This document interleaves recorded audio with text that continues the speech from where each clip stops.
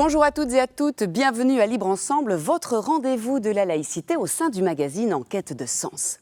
Focus aujourd'hui sur l'action de la Maison Arc-en-Ciel de la province de Luxembourg et sur l'aide apportée par le CAL Luxembourg aux personnes réfugiées en Belgique pour des motifs liés à leur sexualité. En 2014, plus de 1000 personnes réfugiées en Belgique ont dit avoir quitté leur pays en raison de leur orientation sexuelle. Moins de 300 furent reconnus par l'Office des étrangers. Jean-Daniel Dikoumana, homosexuel militant ayant fui le Burundi, a décidé de prendre les choses en main. Pierre Schoenbrot l'a rencontré entre exil et homosexualité.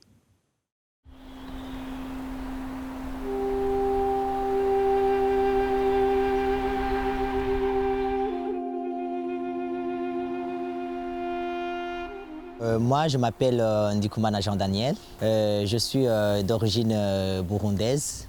Je viens du Burundi, c'est un pays qui se trouve à l'Afrique de l'Est. Je suis animateur au Centre d'action laïque et je suis chargé d'un groupe des demandeurs d'asile homosexuels en province de Luxembourg.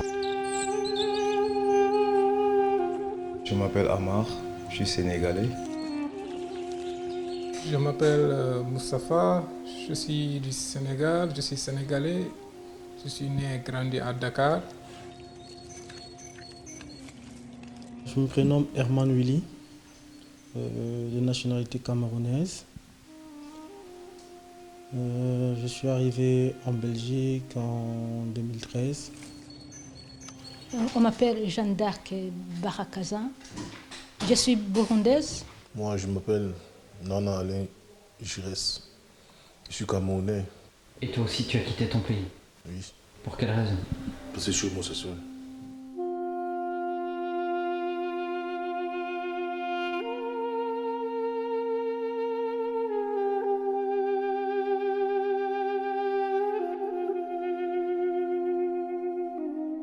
Ça veut dire que c'est extrêmement compliqué de quitter son pays. Ça veut dire que, puisque la loi criminalise, ça veut dire qu'il y a toute une série de gens qui sont éventuellement en prison. Et puis, il faut se rendre compte aussi que ce sont des gens qui vivent dans des milieux qui sont homophobes, donc éventuellement la famille qui fait pression. Donc, ça veut dire migrer tout seul. C'est ça que ça veut dire. Ça veut dire qu'il n'y a pas de soutien derrière pour pouvoir migrer. Non, c'est surtout ça que ça veut dire, que c'est difficile. Notre défi pour demain, ça serait de nouveau à plusieurs étages. Il y a celui de faire changer les mentalités locales, mais pas que sur la question LGBT, sur l'accueil de la diversité, que ça soit la diversité des familles, tous les modèles de famille sont envisageables, la diversité d'origine, de nos origines, la diversité de pensée, bien sûr, la diversité d'aimer, etc. Ça, c'est sur le local. Et puis l'idée majeure d'une maison arc-en-ciel, c'est que c'est un idéal, bien sûr, mais c'est qu'un jour, on ne soit plus nécessaire. C'est-à-dire qu'il n'y ait plus besoin de devoir affirmer notre existence, affirmer notre diversité pour pouvoir exister. Je crois que ça, c'est le but ultime.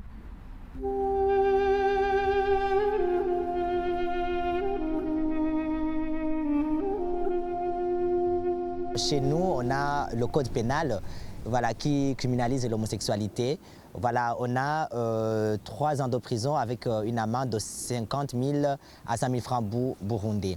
La deuxième raison qui m'a poussé de quitter le pays, c'est parce que j'étais activiste. Donc j'étais contre la politique qui criminalise l'homosexualité dans mon pays. J'étais un militant pour le droit des homosexuels LGBT du Burundi, aussi de l'Afrique de l'Est. Parce que je suis un défenseur des droits de l'homme de l'Afrique de l'Est et la Corne de l'Afrique.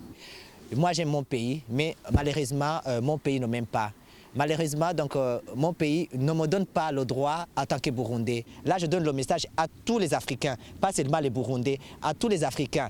Donc, de savoir que être homosexuel, c'est quelque chose qui est très difficile parce que la société africaine, il nous pousse à être mal à l'aise dans nos peaux. Il nous pousse à ne pas avoir confiance en nous, alors que nous aussi, on est égaux en droit et en dignité. J'ai quitté mon pays sans terminer mon combat. C'est pour cela que maintenant, vous voyez, je continue à lutter mon droit parce que je n'ai pas encore atteint mon objectif. Mon objectif, c'est de voir l'Afrique que n'est pas un pays homophobe, que l'Afrique puisse accepter les vrais Africains homosexuels, de vivre notre vie au grand jour, de vivre donc notre vie en sécurité chez nous en Afrique.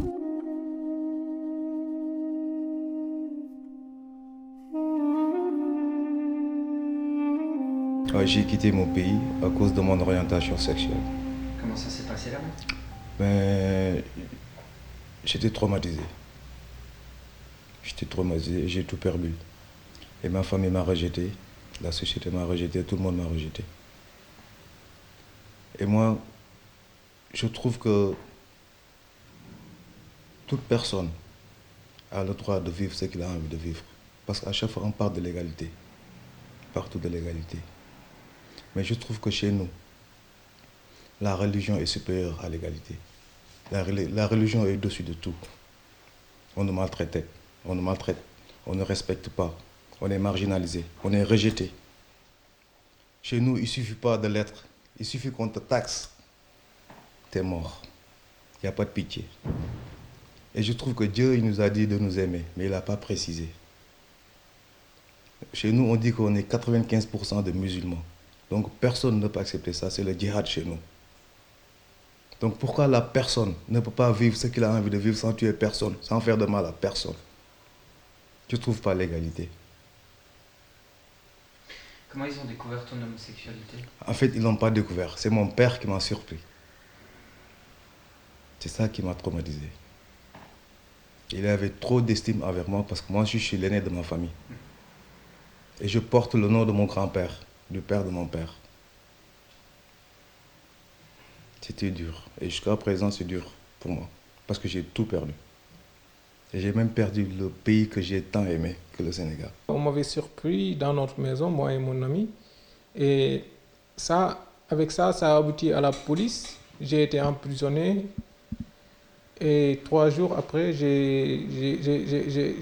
on m'a fait sortir par le biais de ma sœur qui a payé le rançon pour que je ne sois pas déféré dans une autre grande prison.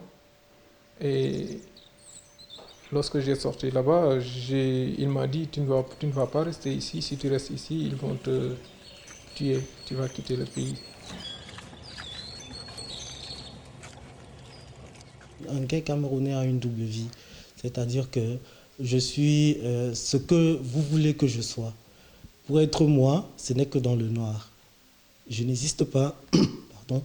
En d'autres termes, je n'existe pas. Je n'existe qu'avec des personnes qui savent vraiment qui je suis, qui savent vraiment ce qui me plaît. Je n'ai pas le droit de faire ce qui me plaît en fait. Au Cameroun, on a plus peur de la justice populaire que parfois de la police. C'est-à-dire que les gens peuvent vous tomber dessus et vous tabassent à mort. La police peut intervenir, mais ça rentre dans le cadre d'une autre procédure. Pour mon cas, principalement, moi, ma maman a été bannie du quartier. Ma deuxième persécution qui m'a poussé à partir vraiment du Cameroun, c'est lorsque les gens m'ont indexé encore une deuxième fois avec mon ami Eric Ngounou, qui est au Cameroun. Nous ont agressés visiblement, nous ont rué de coups, nous ont tabassés. Si ce n'était la patrouille de police qui passait, qui a vu l'attroupement et qui s'est arrêté, qui nous a d'une part secourus avec des blessures et tout, mais une fois étant dans le quart de la police, ils nous ont encore donné des coups avec les crosses d'armes.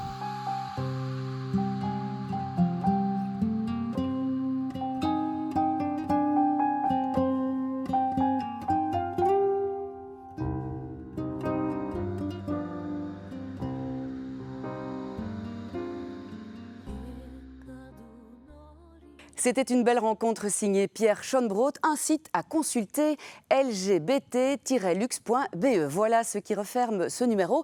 Je vous donne rendez-vous la semaine prochaine pour un nouveau rendez-vous de la laïcité dans Libre Ensemble. À très bientôt.